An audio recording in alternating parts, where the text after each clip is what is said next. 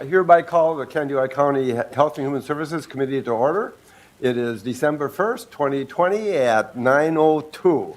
And I'd like to mention that Commissioner Nissen is going to be joining us later on Zoom. And I'd like to proceed.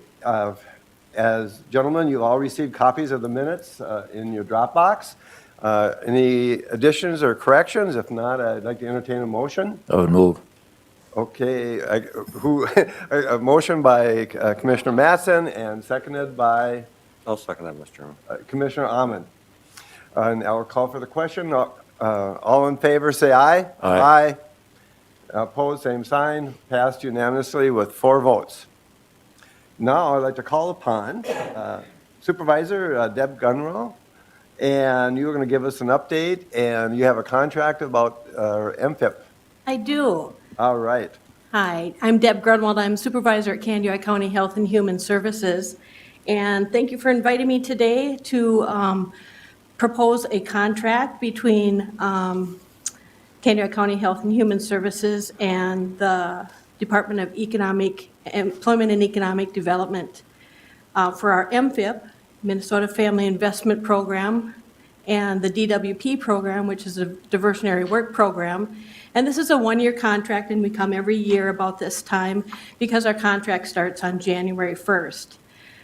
The DWP and MFIP program have services that are provided by the Career Force Center, and some of those services involve orientation, employability, services overview, assessments and employability measures, individual plans, job readiness, on-the-job training, and other different types of program participation. Our agency will pay the provider for services required under the MFIP and DWP program. And so to summarize it, the current amount of that contract that ends at the end of this year is $557,366. And so starting January 1st and for the year of 2021, the proposed amount is $563,000.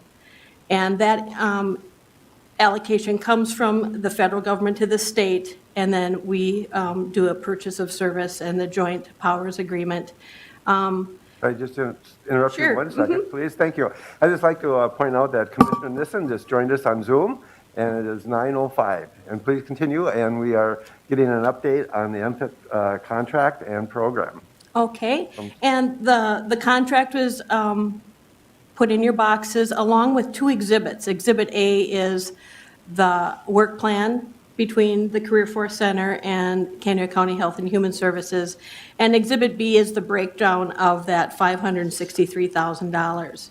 So I would like to present this contract to you for a motion to approve for the coming year. I'd move, Mr. Chair. A motion by Commissioner Emdek. Do I have a second? I'll second it. And a second by Commissioner Mattson. Any comments, questions, or discussion? I'd just like to point out, I really like the fact that part of this contract, if you want to make a note of, the administrative costs are 7.5%. And when it comes to contracts, that is very reasonable. It's not uncommon for us to see large numbers of percentages in administration fees. So, and also, you said you come forward. This has been coming forward, I believe, since the 1990s. Yes. And just to maybe clarify for the audience and anybody who might be watching us down the road, this is a program that was developed, and we're administrating it for the state. And these are state dollars Yes. coming through that we're developing these services. And Yes. the counties way back then got together. I believe maybe Commissioner Mattson was initially involved in voting for that back in the 90s and approved that we contracted with, back then it was called the Workforce Center, to do these services for us because it was in the building. Yep. And it was a one-stop shopping, and that works out so well for us. Our partnership is just fantastic Fantastic. between our 2 agencies. And they just help our families with barriers to employment and training and to help to become self-sufficient. Almost literally, you can walk the people up from downstairs and connect them with those services that are works so out important. really well. Where a lot of other counties either provided the services directly and or contracted with a nonprofit That's to right. do the service. And we had it all in-house right here, and the administration fee is just great, and we're providing really good services. Yeah, it's great. Any other questions or comments, anybody? Okay, I'll call the question. All in favor, say aye. Aye. Aye. All right, and pass unanimously. Thank you very much. Thank you.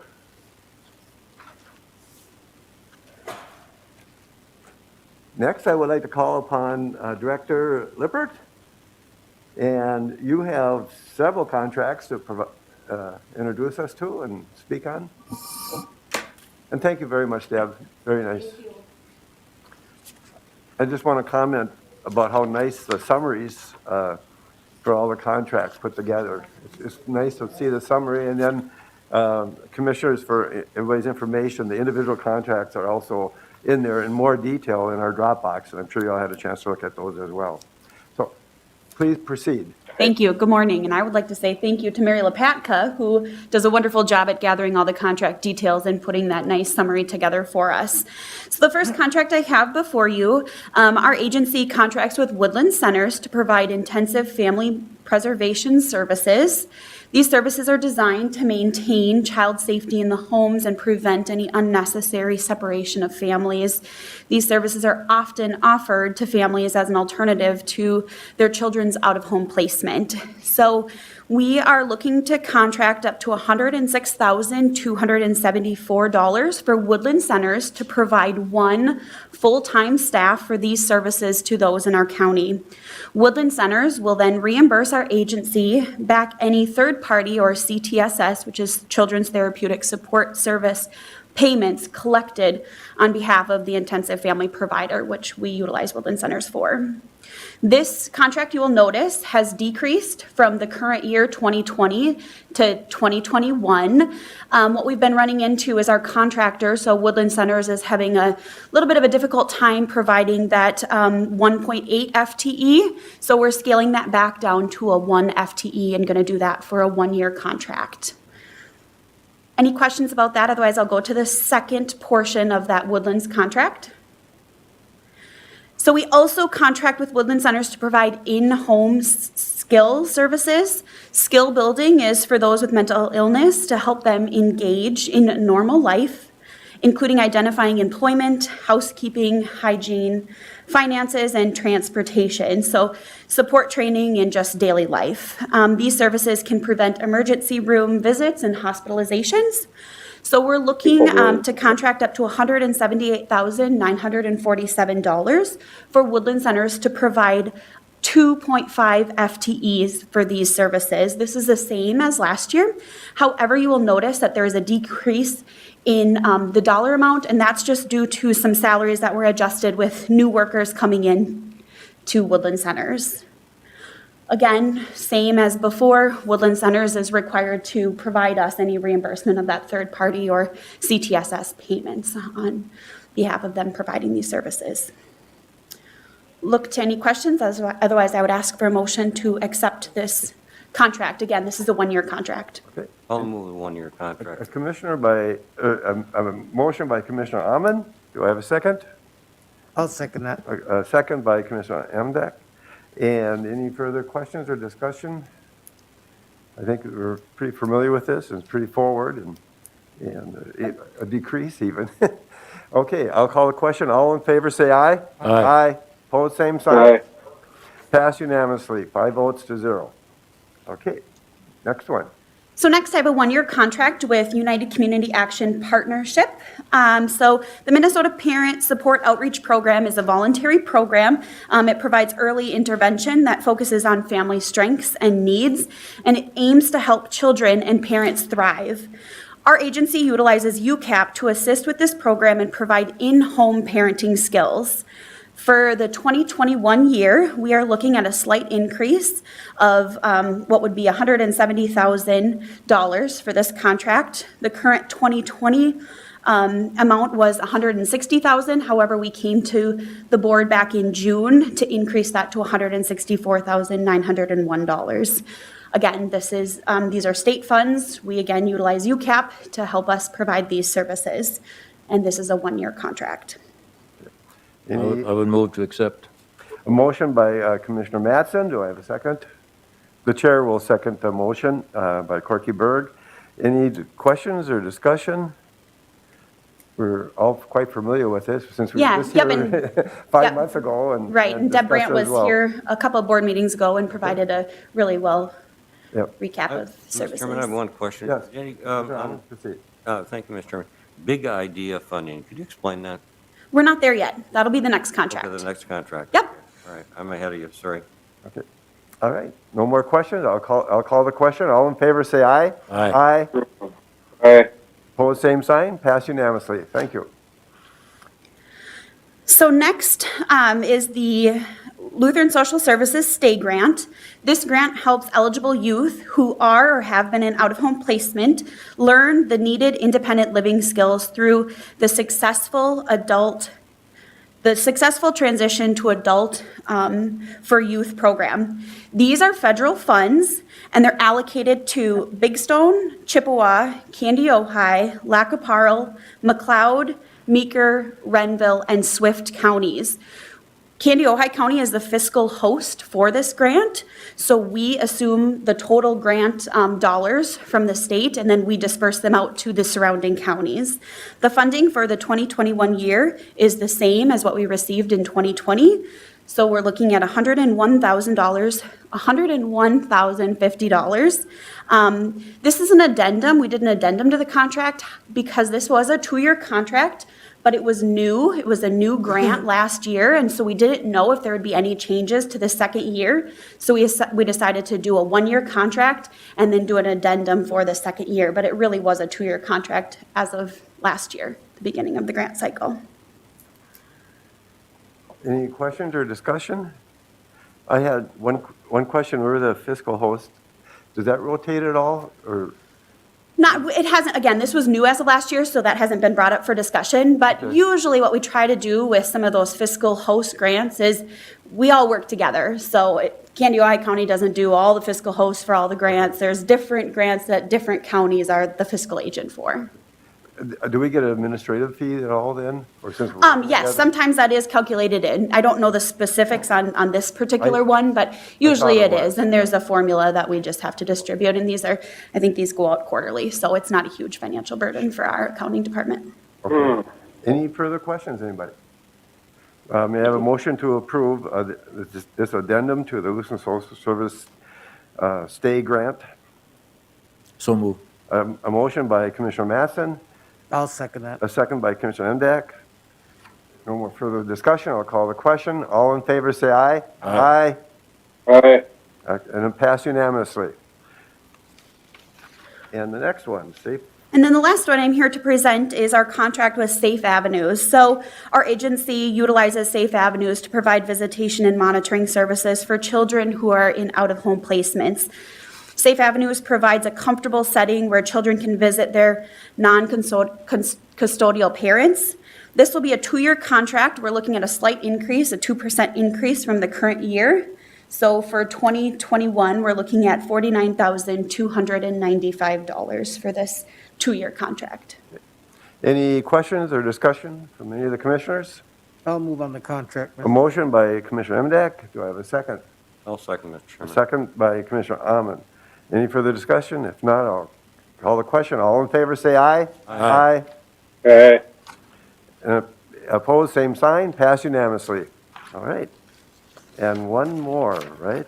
Nope, I'm going to actually pass the floor to Jolene Sundstrom, one of our social service supervisors, who will be going over the Minnesota Monitoring 2-year contract.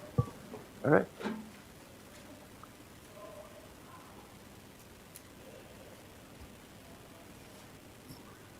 Somebody up here.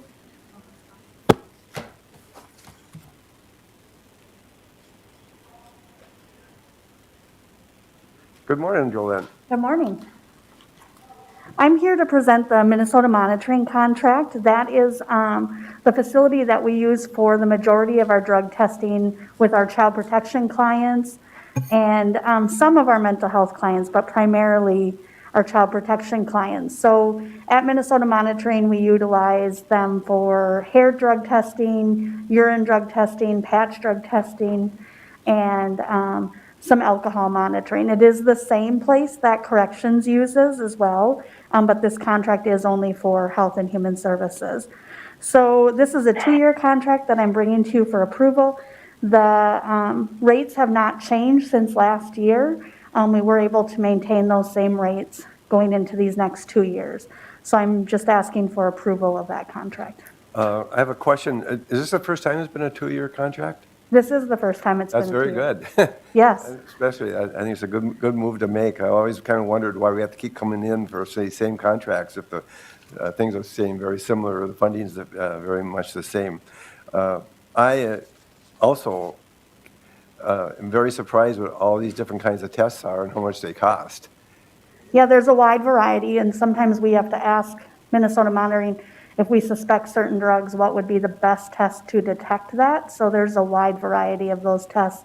And some of those you have to combine to make the best test for a variety of drugs. Okay. Mr. Chairman, I'll move the A motion by Commissioner Amon. Do I have a second? The chair will second the motion. If no further questions, I'll call the question. All in favor, say aye. Aye. Aye. Opposed, same sign. Passed unanimously. Well, thank you very Thank much. you. Thanks, Don.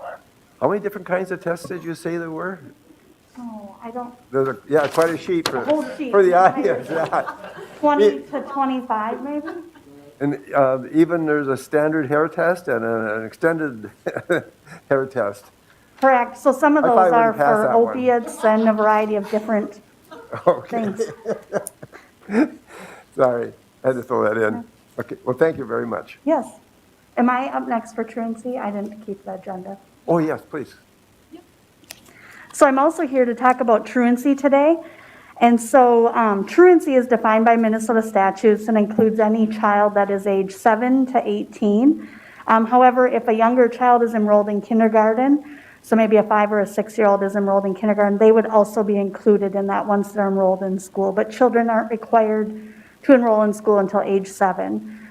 So the law splits it up into 2 groups, basically educational neglect, which focuses more on our children under age 12, and it focuses on why the parent isn't getting them to school, not so much why a child isn't up and getting ready, because we wouldn't expect that of a younger child.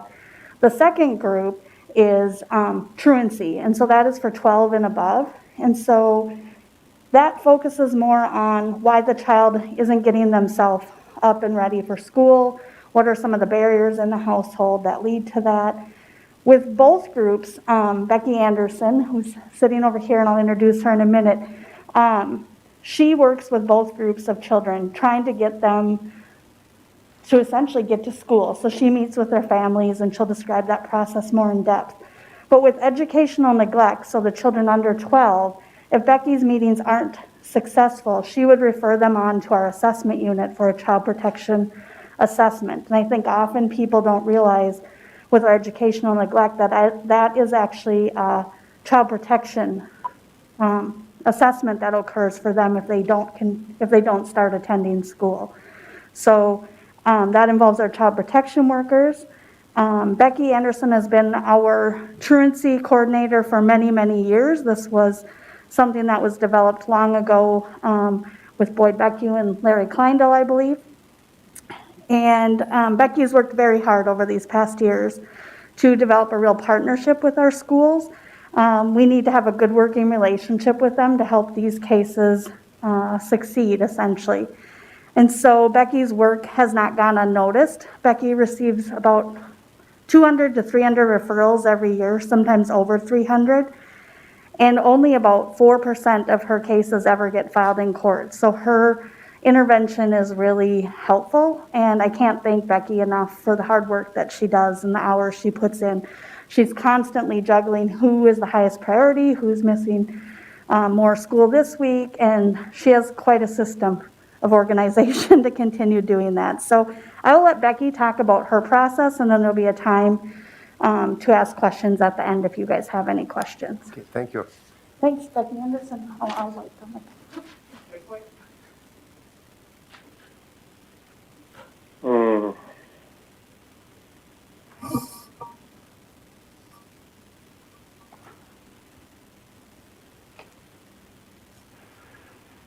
Really shines Staying away up. from- Good morning, Becky. Good morning. Good to see you here. And Yes. Again, Becky Anderson. I started at Family Services in 1987, which is bizarre to say out loud, isn't it?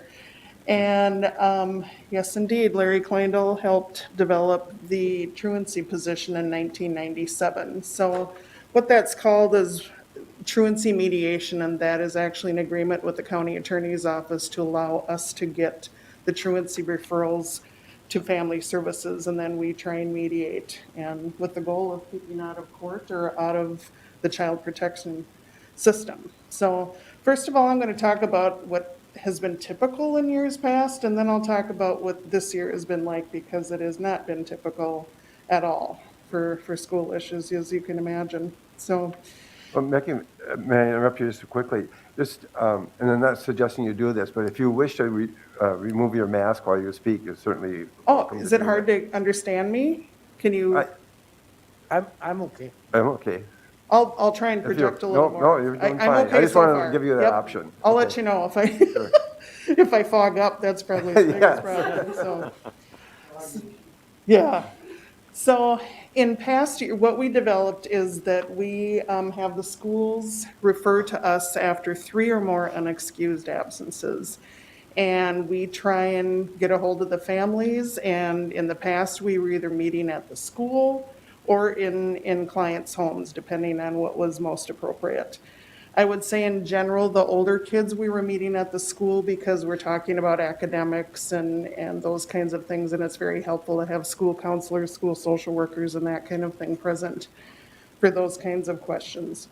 And as Jolynn said, in the past, we probably had between 200 and 300 referrals a year.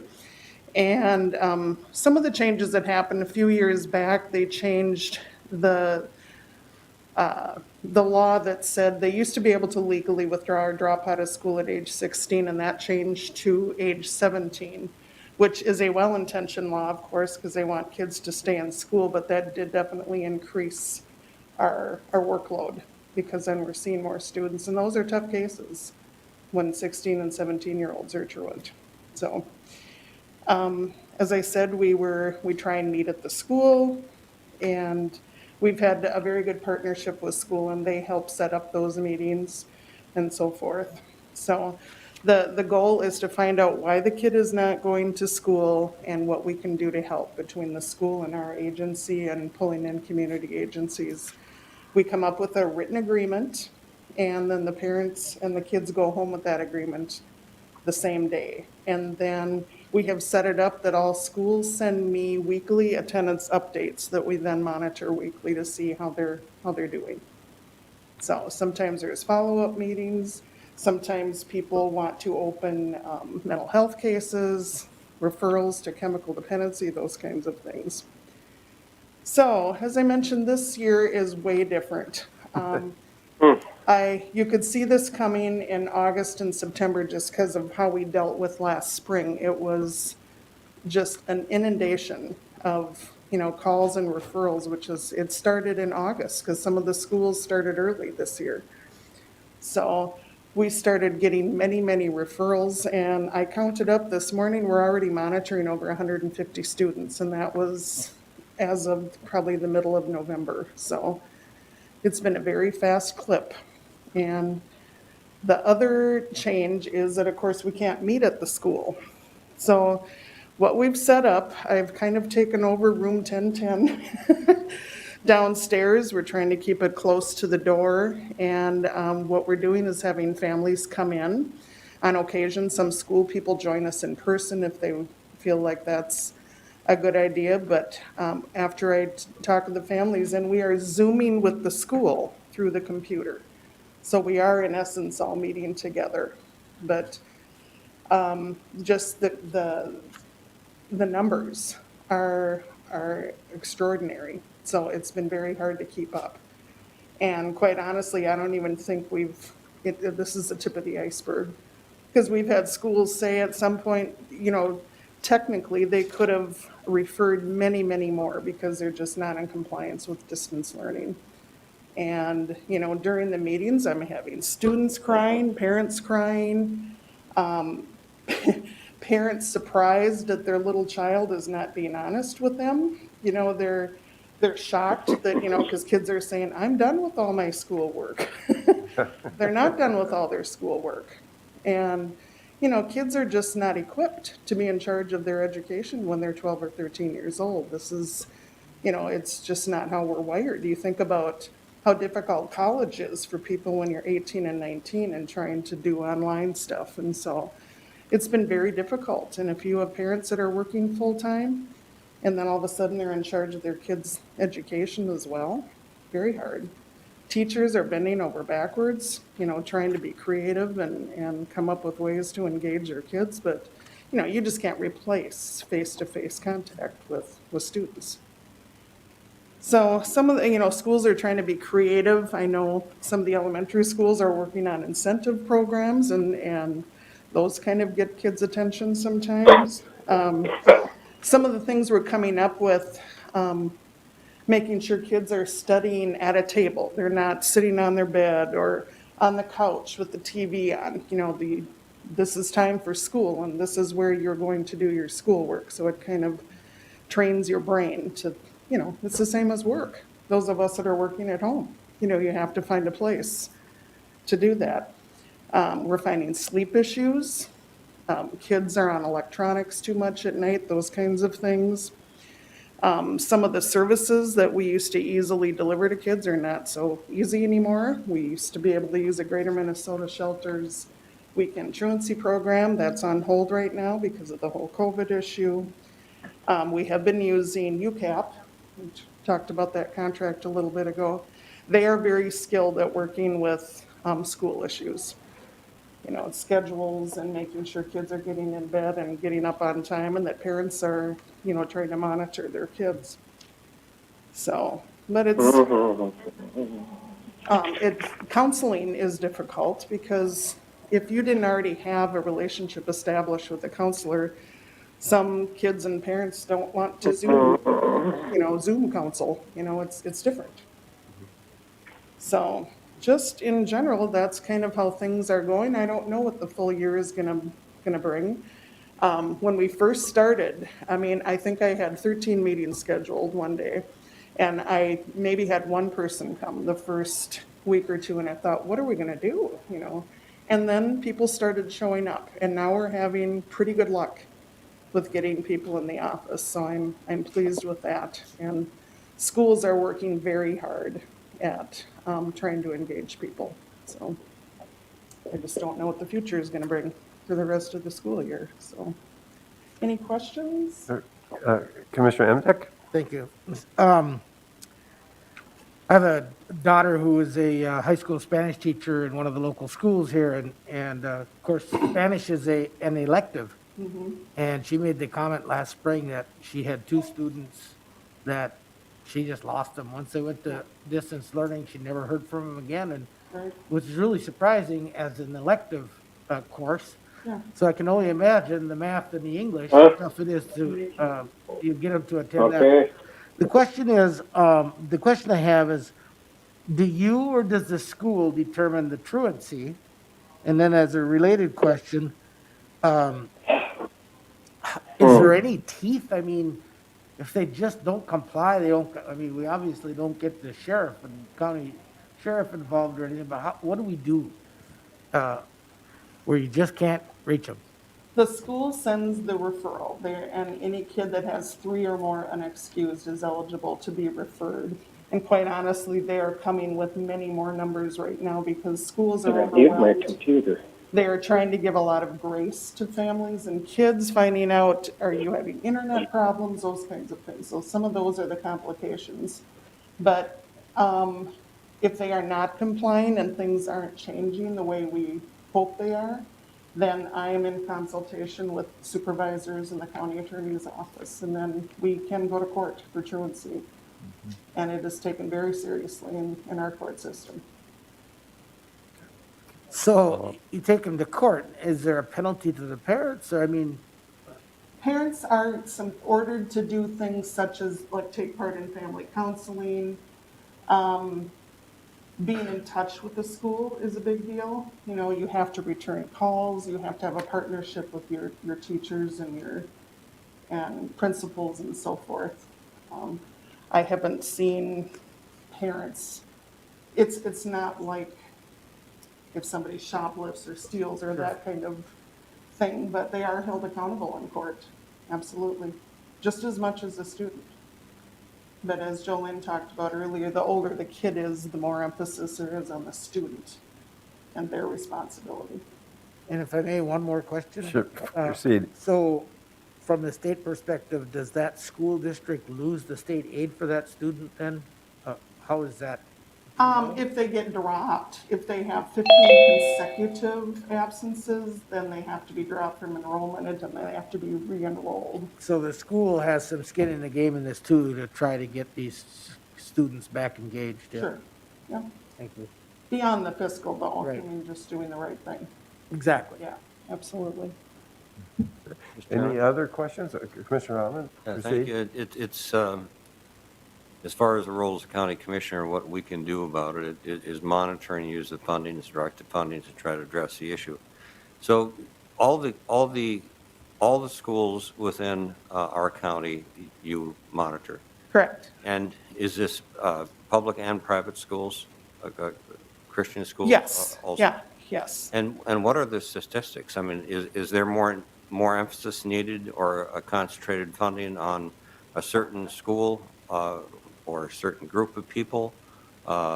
Educational training, supportive services for families that are not complying with the education of their children to encourage them? Oh, it's cutting across, especially this year. It's Yeah. just all across the board. All right. That, like I said earlier, the services that sometimes just one meeting with families is enough to get their attention and to realize how important it is that parents have to now monitor what their kids are doing. They have to go on an iPad and see, or they have to sign up for the text alerts from the school saying your kid has, 13 missing assignments, or they didn't log on. But it's a big challenge for parents, especially if they're working full-time. And thank you, Mr. Chairman. And as far as the amount of children that you're servicing, currently now it's a little higher. You explained that. A lot higher. How through the years have we improved on that or minimalized that? Or if once we get a hold of a child and parents and we guide them so no child is left behind, how do we monitor and how do we encourage and change the bottom line or the amount of numbers we have if we're not improving it? What needs to change in that regard? For me, it's hard to understand that we have to have tax dollars going after somebody to encourage parents to do what is their obligation. And I know it's very frustrating for you, I'm sure. And you can see the people and the children and the effects it's going to have on society in the future. The education is very, very important. And the social skills in school is so important.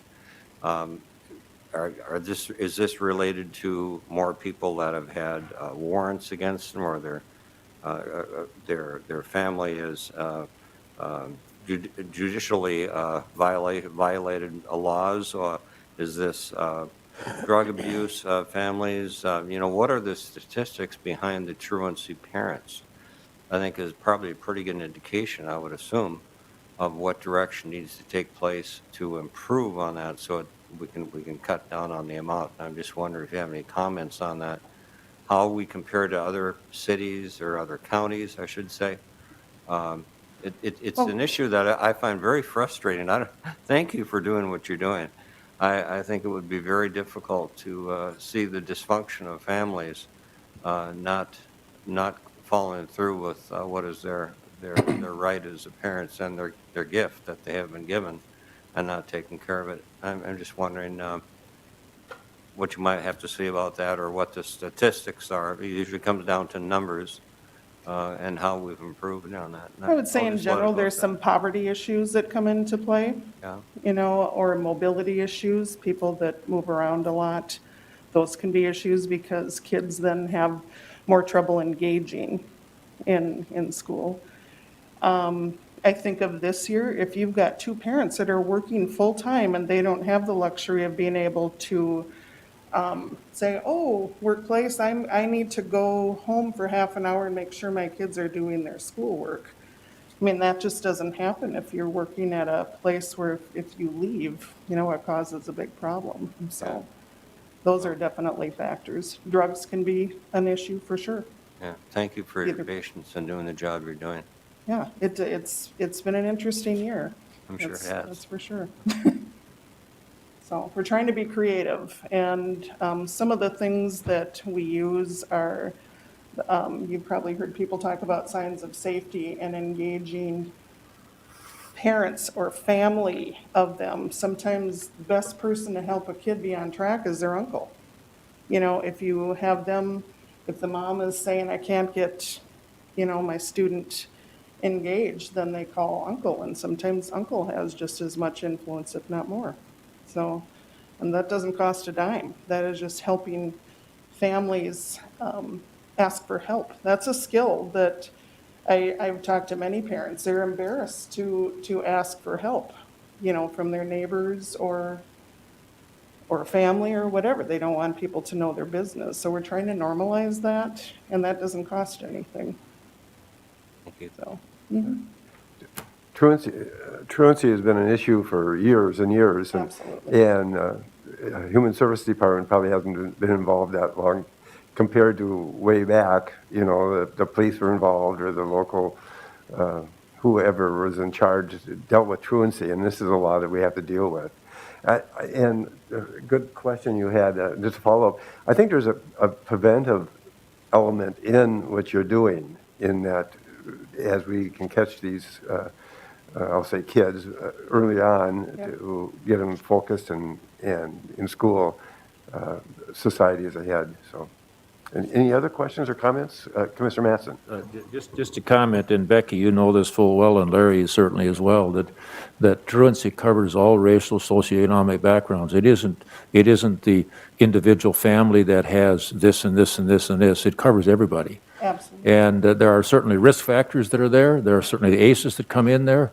But, and I've seen for the decades that it covers all the spectrum. It covers everybody. Yes. So there is no box.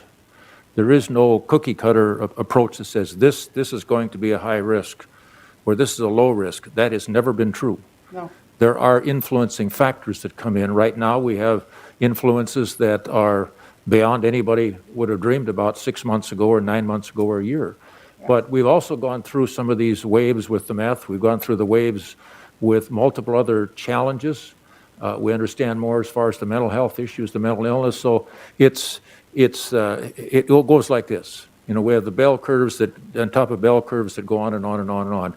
And I think the positive thing, without a question, is the early intervention, the education, the conversations, and I know full well, Larry, from the implementation in 97 and 98 moving through, I think you actually assigned Becky to this, or maybe volunteered, or whatever you want to call it at that point. But we've certainly seen the aspects of having that intervention, and as you mentioned, Joel, in the 4% of going to court, and we had a high court at that, years ago, we had high courts. So the world is different than yesterday. It's different than 20 years ago and 30 years ago, but the same challenges perpetuate as far as challenges within families. And we won't live long enough to see that disappear. It's just not going to happen. That's part of life at that point in time. So thank you, Mr. Chair.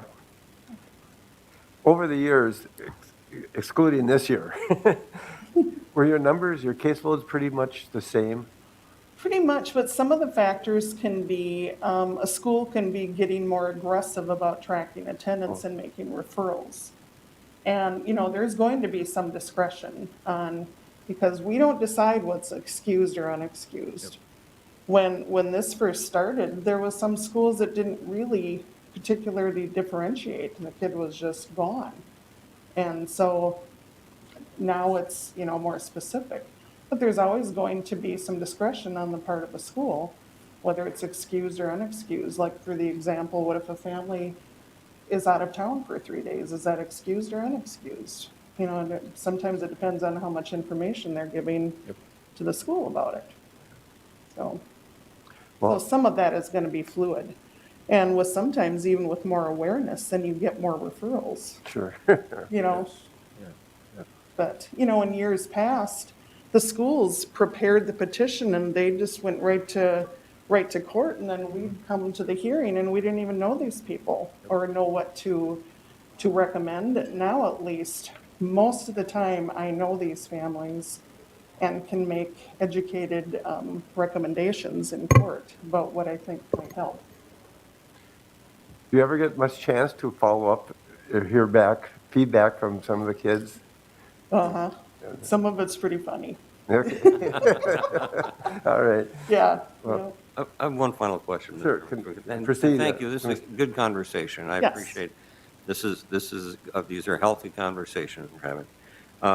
As far as the Alternative Learning Center, that you work with that, with anybody in there also, and also the charter schools? Yes, Just wanted to come absolutely. Completely thorough, so all. Now, I understand there might be a new charter school starting in our community. Is it, are you aware of that or not? I have not been notified about that. Okay. You're not talking about Dream Academy, this is somebody beyond. No, not the Dream Academy. Okay. You work with them also? Absolutely. Okay. Yes. All right. All right, thank you. Yes. Well, appreciate your coming and updating us and over all these years on your commitment, and you have not changed. You've got a lot of enthusiasm, and it sounds like you've been very creative to find different ways to do business, especially this past year, and I want to thank you on behalf of the board, too. Oh, thank you. So, I appreciate Thank you. that. All right. Appreciate your Thank update. you. And now I'd like to call upon Director Lippert. Do you have any administrative updates? Nope, none today. None today. Okay. Well, I hereby adjourn the meeting, and it is 9:44.